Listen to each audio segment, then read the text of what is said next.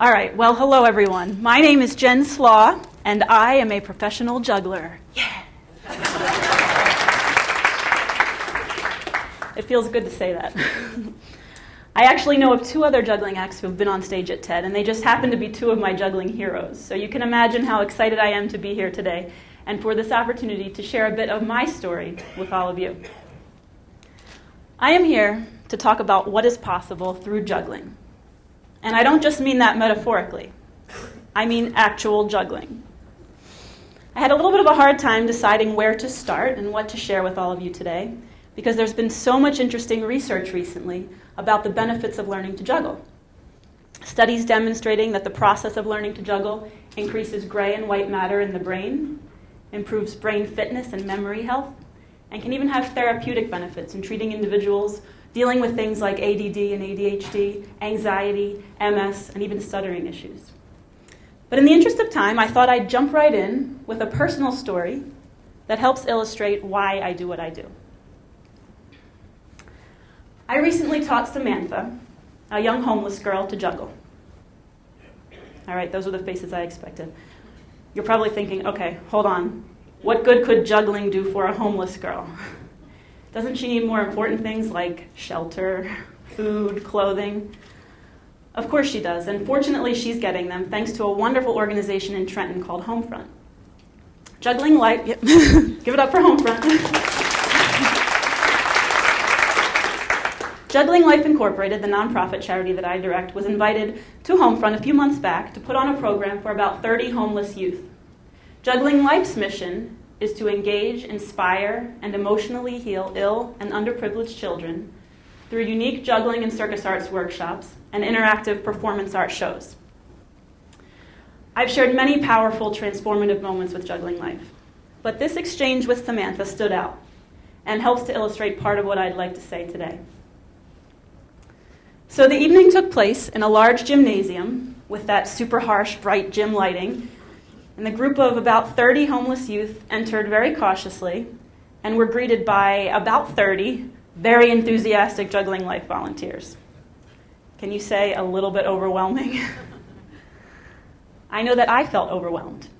How do I relate to these kids and show them that I am genuine, despite really knowing anything firsthand about their condition? But I realized the answer was pretty simple, just by opening up to them and sharing with them something that I genuinely love to do.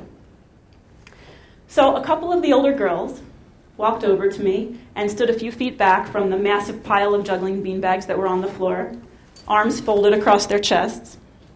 Samantha was one of the girls. I greeted them, "Hey girls, would you like to learn how to juggle?" Samantha shrugged and said, "I can't juggle."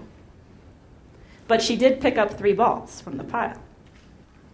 I said, "Well, hold on, that's just crazy. You don't need to start with 3. Let's start with 1. Take it 1 step at a time and see what happens." And so the lesson began with quite a bit of resistance from Samantha. Lots of dropping, followed by, "I can't do this, I can't juggle." But as we worked, and as we talked, and as I broke down the challenge into smaller achievable steps, Samantha began to open up and to see success. I simply explained that dropping was just part of learning, and you just pick it up and try it again, and again, and again, and eventually it starts to work. A powerful life lesson, don't you think? Persistence. Juggling life. So after Samantha mastered 1 ball, we worked on 2 together.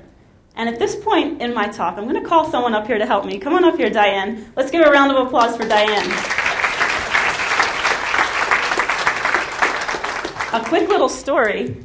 As I've been practicing this talk, come up over there. As I've been practicing this talk this past week, when I got to this part in my speech, I said, I'm going to call someone up here now. Come on up here, Diane. And the name Diane just came from nowhere. I don't even know anyone named Diane. But for some reason, that name came to me. And then today, at 1 o'clock, in my juggling workshop over at the library, in walks this lady named Diane. And she said, "I've tried to juggle in the past, and it just doesn't work. I get to this point with 2 balls, and it just doesn't work." And I thought, wow, this is pretty cool. All right, so Diane, come on over here. Okay. We're going to use Diane's right hand. So here's what I did with Samantha. Once she mastered one, we worked on two together. You're going to take this. And we shared the burden. So let's give it a try, Diane. You give it a start. Beautiful. Go ahead again. And one more time. Give it up for Diane. Once we mastered two, we worked on three together. Are you ready, Diane? I think so. We get 3 tries on the hard ones. Here we go. Okay. Ready? First? I'm going to start. Okay. First try. Thank you, Diane. Take a bow. Very nice. One more round of applause for Diane as she heads back to her seat. Well, within 30 minutes, Samantha, too, had juggled 3 balls. 1, 2, 3. The smile that lit up her serious beyond her years face was pure joy. And of course, she quickly and excitedly turned to her friend and said, "Look what I can do, look what I can do." It was amazing. The transformation in her whole body language and attitude in such a short period of time was incredible to me. So often, many of us are faced with all of the things we can't do, whether external or internal, real or imaginary. And I've witnessed firsthand how the small accomplishment of learning to juggle can translate into the powerful ability to see that something we once thought impossible is achievable. One of my 3rd grade students put it this way: "Juggling makes me feel like I can do anything." Pretty powerful words from a 3rd grader. An inspiration for me. Many of us here today are pushing the limits of what's possible. Juggling is my passion and my tool. It works to open the door to new possibilities because it is simple, often counterintuitive, and requires perseverance, patience, and creative problem solving. It's really the perfect physical metaphor for learning. It's one thing to tell someone, "Dream big, anything is possible." But it's another entirely to actually physically experience and truly internalize that realization.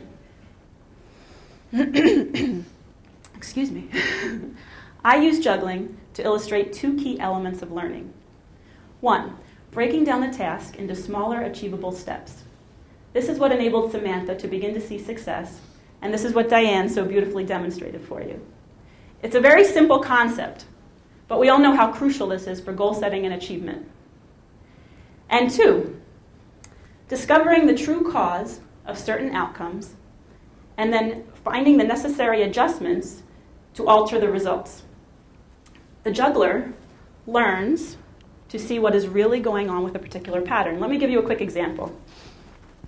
When we learn to juggle and we start to work with 2 juggling balls, many students tend to throw one ball very far forward, making it difficult or even impossible to catch, just like this. I hear many complaints from my right-handed students like, "Oh, my left hand is throwing so far forward. Why is my left hand so uncoordinated? How do I get my left hand to not throw so far forward?" But usually, it just takes taking a moment to stop and look at the whole picture to also see what the right hand is doing. And more often than not, the right hand is also making an inaccurate throw, very often throwing up the center of the pattern instead of over to the other side, causing the left hand to make an even more inaccurate throw to get around the ball. Fixing the right hand throw gives the pattern more space and usually fixes the left hand throw.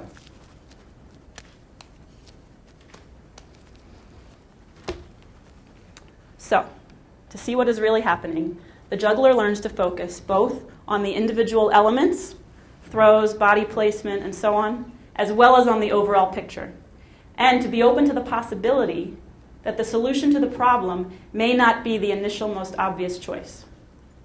This, of course, builds divergent thinking and creativity. The coolest part about juggling is that the learning never stops.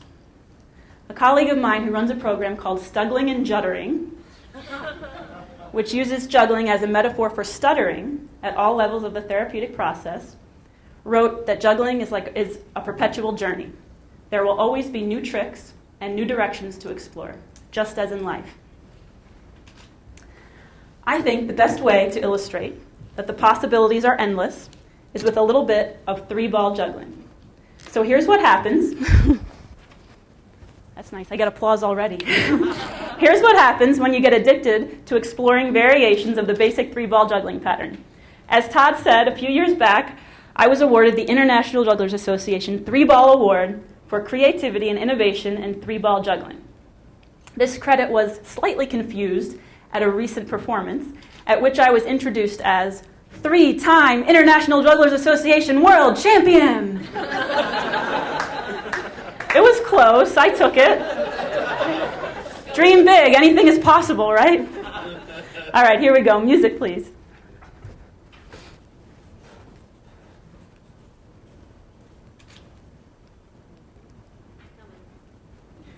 We'll wind them up.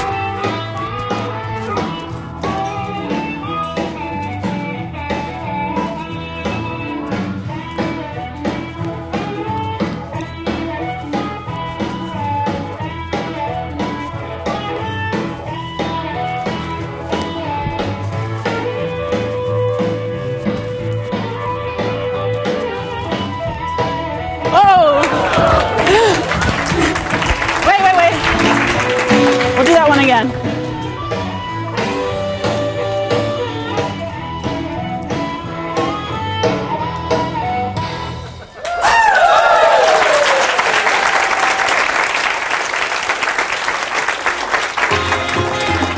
think I lost my mic. I don't know if we want to fix that. Oh, here we go. Here it is. Gives me a chance to catch my breath. You can clap some more.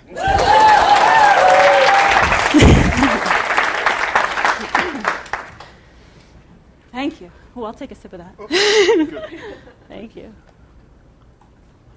Juggling is a workout. How many of you that came to my workshop worked up a sweat this morning?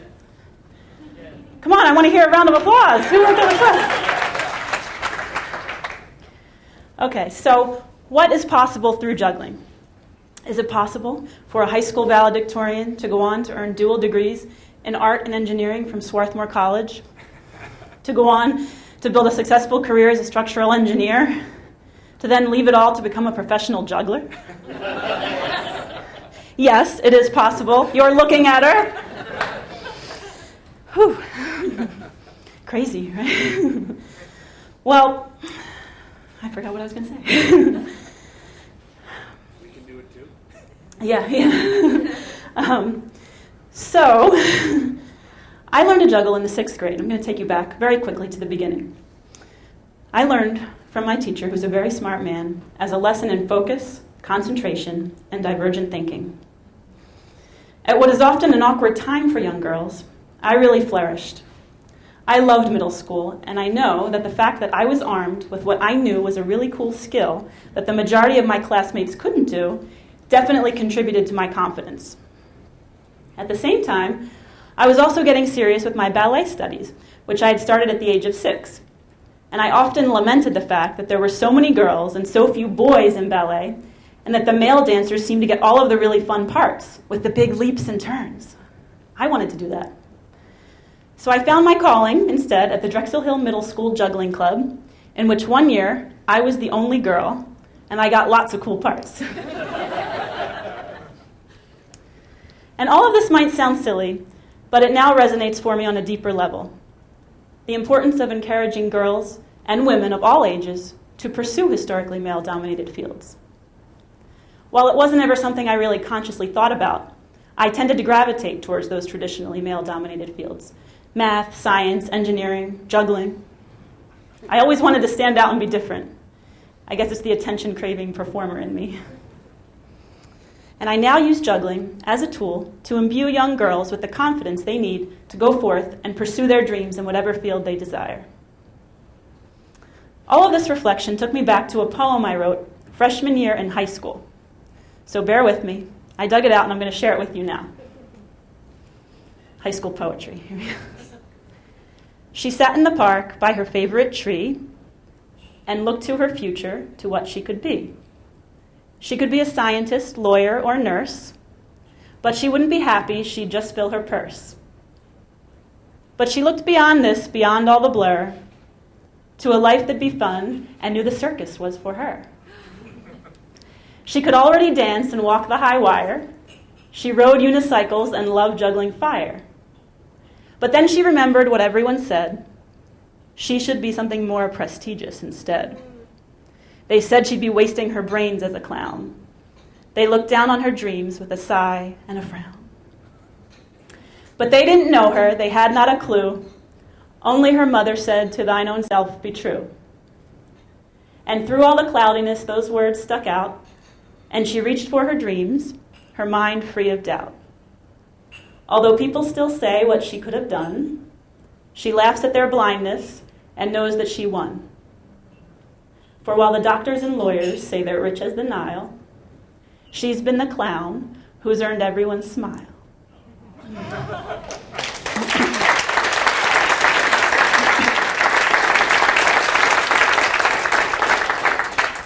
I now know that I am doing what I was meant to do, and that hopefully I'm making a difference in the lives of others, not just by entertaining them, but by inspiring them to pursue their own creative dreams. Everyone here at TEDx is so interesting and so creative, and is already redefining what's possible in your own lives and fields. I wish we had more time together, and more juggling balls, and I would teach you all to juggle. I'm glad I got to a few of you in the workshop. But I challenge all of you to go forth and learn to juggle. Your lives will never be quite the same. I'd like to close with an original performance piece that I feel helps illustrate the creative process and how to think outside and all around the proverbial box to be open to new possibilities. I love how this technique brings these two incongruous forms together in harmony for a unique magical effect with a little Latin flavor. Let's have some music.